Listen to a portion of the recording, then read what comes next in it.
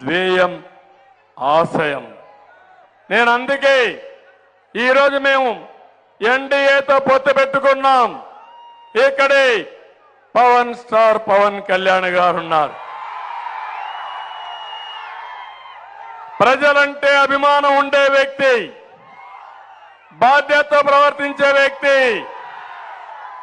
ఈ రాష్ట్రం ఇబ్బందుల్లో ఉంటే సినిమా రంగాన్ని వదిలి ప్రజల కోసం పోరాడతాను, రాష్ట్ర భవిష్యత్తును కాపాడుతానని చెప్పిన వ్యక్తి పవన్ కళ్యాణ్ గారు. ఆయన వచ్చినప్పుడు మీరు చూశారు, ఒకే మాట చెప్పాడు, ఈ రాష్ట్ర పరిస్థితి నాకు అర్థమైంది, హలో ఏపీ, ఈ రాష్ట్రాన్ని కాపాడాలి, మీరు కూడా కలిసి రమ్మని పిలిపించాడు. పిలిపించిన తర్వాత మీరు ఒక్కసారి చూస్తే ఆయన్ని ఎన్ని ఇబ్బందులు పెట్టారు, ఎన్ని విధాల అవమానం చేయాలో చేశారు, మానసికంగా ఇబ్బంది పెట్టారు, శారీరకంగా ఇబ్బందులు పెట్టారు.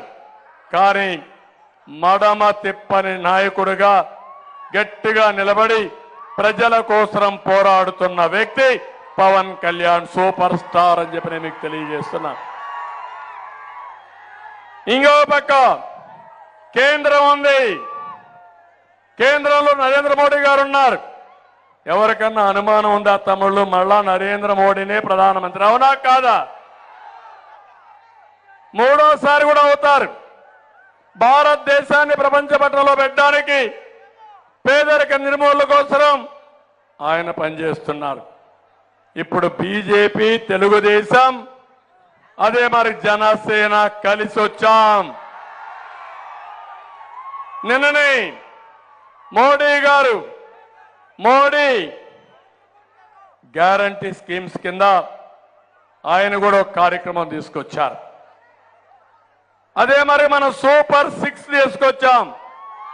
ఈ రెండు కలిపితే మీ జీవితాలలో వెలుగులు తీసుకొచ్చే బాధ్యత, తమ్ముళ్ళు మీకు ఉద్యోగాలు ఇప్పించే బాధ్యత మాదే. ఇది అసాధ్యమేం కాదు, ఇది సాధ్యం. అందుకే నేను ఈరోజు హామీ ఇస్తున్నా, ఈ రాజ్యంలో మళ్ళా ఈ రాష్ట్రానికి పూర్వ వైభవం తేవాలని, నష్టపోయిన మీకు లాభం జరగాలని, నా అనుభవం ఈ రాష్ట్రానికి పనిచేయాలని నా చివరి కోరిక, ఏకైక కోరిక. 45 ఏళ్ళు నన్ను ఆశీర్వదించారు, గౌరవించారు. తెలుగువాడికి ఎవరికి దక్కని గౌరవం నాకు దక్కింది. అందుకే నేను, మా కుటుంబం అందరం కూడా మీకు రుణపడి ఉన్నాం. ఆ రుణం తీర్చుకునే రోజు దగ్గరలో ఉంది. 14 ఏళ్లుగా సీఎంగా ఎంతైతే పనులు చేశారో రాబోయే 5 సంవత్సరాలు దానికంటే ఎక్కువగా చేసి మీ రుణం తీర్చుకుంటా. అది నా పట్టుదల. అదే నేను ఈరోజు మీకు అందరికీ ఇచ్చే హామీ. ఎప్పుడు కూడా ఏ నాయకుడు కూడా సంపద సృష్టించాలి, ఆదాయం పెంచాలి, ఆ ఆదాయాన్ని సంక్షేమానికి, అభివృద్ధి ఖర్చు పెట్టాలి, అవునా కాదా? కానీ ఈ రాష్ట్రంలో అది జరగడం లేదు. మన హయాంలో మీ ఇళ్లలో సంపద సృష్టించాం. ఈరోజు జగన్ ఇంట్లో సంపద సృష్టించుకున్నాడు. మొత్తం మీరు చూడండి, దేశంలోనే నెంబర్ 1 సంపన్నుడు జగన్మోహన్ రెడ్డి. దేశంలో నిరుపేదలు ఉండే రాష్ట్రం ఆంధ్రప్రదేశ్ రాష్ట్రం. ఇంకో పక్క నాడు మన బిడ్డలకి ఉద్యోగాలు ఇచ్చాం. నేడు జగన్ గంజాయి డ్రగ్స్ ఇస్తున్నాడు. నాడు ఉత్తరాంధ్రలో పెట్టుబడులు వచ్చాయి, నేడు ఊరూరా బుల్డోజర్తో కూల్చివేతలు వచ్చాయి. మనది సంక్షేమ రాజ్యం, జగన్ది విధ్వంస రాజ్యం. ప్రజా వేదిక కూల్చివేతతో ప్రారంభించిన విధ్వంసతంది.